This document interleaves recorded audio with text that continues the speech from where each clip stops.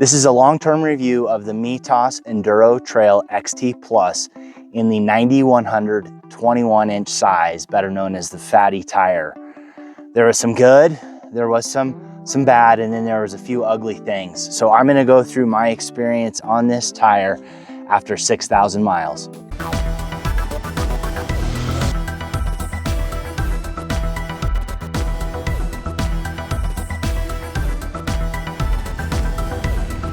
Hey, how's it going? Welcome to my channel. All right, the Mitas Enduro Trail XT Plus in the 9100 21-inch size, which is referred to as the fatty tire. I put this on to give it a try. There were a few things that I wasn't expecting that came out of it, and overall the performance also was not what I was expecting, and it has been way better. Now there's a couple of things that I have learned after using this tire for 6,000 miles, that this tire in this size, the 9100 21, I will never use again. And even though there is some life left on this tire, when I get back home from this trip, I've got about 350 miles to go. It's gone. I'm gonna replace it with something else. So with that being said, the performance of this tire has been really, really awesome, despite of some of the negative things that I'll get into at the end. Now, the reason I wanted to use this tire is because it's thicker. The sidewall height is 100% of the width. So that means it's more protective of the rim, which also means you can run a little bit lower air pressure to try to get a little bit more traction. And it's more rim protective for impacts. Oh, this is chunky. Now, I didn't fully think about all the impacts that are going to come from it with the way it fits under the low fender, which I will get into some of those things. But performance-wise, so I'll start with the road handling. I am not someone who's going to be leaning the bike over in the corners. You'll never hear me say I'm dragging pegs. So for me, these tires work great on the road. I have used other knobby tires that when you're cornering or hard cornering, the knobs flex and they have a tendency to crawl out of the corner. I never felt that with this tire. It always felt planted, and I always felt in corners I could hold the lines that I wanted. Straight away, not a big deal. Even in cement that has a rain grooves, it drifts a little, but not unnerving. I've been on other tires that really track poorly over that. This seems to be totally fine. Maybe it's a function of the weight of the bike. I don't know, but it worked fine. In rainy weather, wet roads, I never felt the front tires slip. Even when I had to do some heavier braking, it seemed completely fine. So as far as on-road, I think it's good. As the tire has worn down, initially, like the first 3,000 miles, it was fairly quiet. But as time has gone on, it is getting louder and louder and louder. And normally at this stage, I start seeing some cupping, and there's a little bit of cupping, but it's actually not bad. I think if you wanted to continue to use this tire, you could flip it over and get some better, get the squared edges up front, and probably get another 2,000 miles if you're really trying to stretch this tire to the end. Now, off-road, dirt road, Jeep trails, to go through everything that I've done, I did 2.5 sections of the New Mexico BDR, 3 sections of the Arizona BDR, 2.5 sections, almost 3 sections of the Colorado BDR, and then 2 sections of the Continental Divide Trail. So around 10 sections of like Backcountry Discovery Route, Continental Divide Trail riding, which is a variety of sand, talcum powder stuff, some mud, and then hard packed dirt, a lot of rocks, deep gravel. So all of that different terrain. And what I have found is this tire tracked really, really well.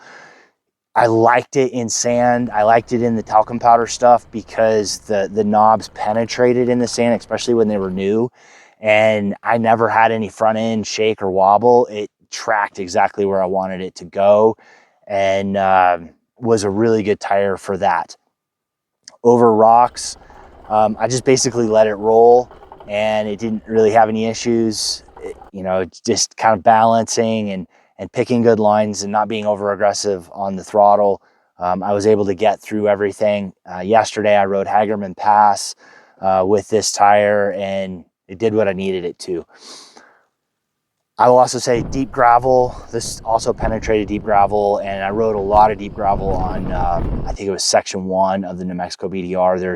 There's an area where it seemed like they had just re-graveled it, and it felt like it's 1 or 2 inches, maybe even areas where it's 3 inches deep gravel. And it was totally fine, you know, just knowing what speeds to take and how to handle it. The tire was not an issue. And when tires are issues, those will usually be the things that pop up where you're really struggling. Now I think in all that time, I think I felt it start to wash out 2, maybe 3 times. But when it started to wash, it would catch and grab traction again. So as far as this goes, I really think it's a great tire from the standpoint of being able to handle all different terrains. Mud, as long as the mud's not extra deep, it'll penetrate the mud, and I didn't really have any issues, not slipping or sliding. It did what I needed it to. What other terrain? Yeah, I really think performance-wise, and it being the thicker tire, hitting some really hard rocks, just square edges, it you know, went right up it. It didn't deflect bad. So performance-wise, it's been a good tire. Now I'm looking at a spot here, and at 6,000 miles, there's actually a knob here that I'll show. It's actually tearing off. So it's probably, I don't even know, now that I see this tearing off, I probably wouldn't flip this tire even if it was something I was wanting to do to get more miles out of it, because if this knob's tearing off here, there's going to be others doing the same thing. So let me get into some of the downside of this tire. All right, I've gone through all the good parts of this tire. I didn't put a lot of thought into it when this tire came out. I just immediately bought it and threw it on because I wanted to try it. I did not give a lot of thought to how much more of the fender this tire was going to fill up, and it filled up a lot of it. And I don't know why I didn't think about it. I was thinking that that extra 10% wasn't going to be that significant, and it turned out, because of the depth of the tread, the size of the knobs, it was pretty significant. So there's not much room in there, and initially I was like, well, if I get into really bad mud, there's a chance the fender's going to fill up with mud, and that's going to be a problem. So I've got to really be conscious of that. That's not exactly what happened. These tires and the spacing of the lugs really like to pick up quarter size rocks, and those rocks get embedded in these knobs. And what happened was those were getting sucked up into the fender, and this low fender has been completely trashed. So I've got a crack that goes across the top, and it's cracking more. And then on this trip, I was kept hearing this weird noise, and I discovered that the back of the fender was missing a piece, and it's got a crack all the way up the back. And I just put some Gorilla Tape on it just to hold it together for now, because I didn't want to change the fender and put a new one on until I got rid of this tire. I considered going with a high fender, but with all the road riding, I'm going to stick with the low fender for now, unless I really find a compelling reason to go with a high fender. So that's one of the things that I've been displeased with, that I think is more on the ugly side, is that I didn't give a lot of thought. So if you're running a low fender and you want to go with a fatty tire, it's going to suck rocks up, and your fender may get trashed. But if you're running a high fender, it's a great, fantastic tire. If I was running a high fender, I would probably put this tire on over and over and over again. But with low fender, not much clearance, the way it sucks up rocks, not going to do it. So the other thing that I had noticed, and I had some people ask me about this, and I considered this to be a potential issue, but I wanted to know, I wanted to test it out and see. And that is whether or not the traction control and ABS were going to be affected by having this taller tire, because the ABS and traction control are calibrated to a 90-90-21, not a 90-100. And initially I was thinking, I don't think it'll make that big of a difference, but it actually did make more of a difference than I was expecting. because of the mismatch and the miscalibration, my traction control, it kicks in way more than it ever did with a standard size tire. So when I get on it on asphalt and I know that that tire's not slipping, the traction control is still picking up because it's seeing a mismatch from that acceleration. So that has not been good. And then off-road, I noticed, and that's on the Touareg, it may be different on your bike, that even with my traction control turned all the way down, which is supposed to be off-road, periodically I would see the traction control light up. And I really think it's because this tire, it's just the whole system's not calibrated for this tall tire.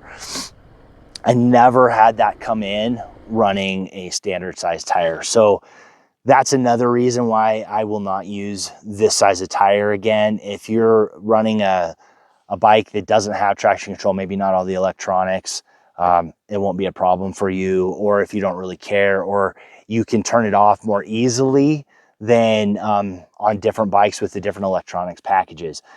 Again, I never noticed it coming in when I was using a standard size tire, but with this one I did.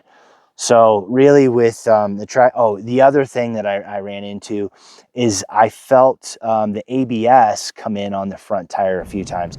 So for whatever reason, this tire with the braking, there was a few times where I locked that front tire up, and it just, I don't know if it's because it was, you wouldn't think because it was grabbing, but it locked up a few times and I would have to have the ABS kick in. And running a standard tire, I never had that happen. So I'm not exactly sure why this tire was easier to lock with the brakes. You would think that being taller, there's more leverage, and then with those knobs that it would resist locking more. But I did lock it a few times and the front ABS engaged, which on the other tire, I don't ever remember having that. Now, it wasn't very frequent, maybe 4 or 5 times, but it was something that I took note of. So with those things on this bike, low fender, electronics package, I won't use this tire in this size. Now I'll go down to a 90/90/21 and use this tire and be completely happy with it and get a lot of great usage. And now that I know that it's still really functional at 6,000 miles, that's pretty good for a knobby tire with as much road riding as I do. So if you have experience on this tire, especially in the fatty size, let everybody know in the comments below what your experience has been. Also let people know what bike you're riding it on so that they have an opportunity to compare it to maybe if they have the same bike and what your experience has been. Different tires perform differently on different bikes. That has been my experience. So what works on one bike may not work on another for a variety of different reasons. So anyway, remember, you can always make more money, but you cannot make more time. So get out and do that ride, wear your tires out, get them tested, see how they're performing. Thanks for watching. Get out, do some riding, ride safe, and I will see you out there. All right, I'm in Steamboat. Got gas, got a drink, got a snack, and it is time to go get on Section 5 of the BDR, heading south.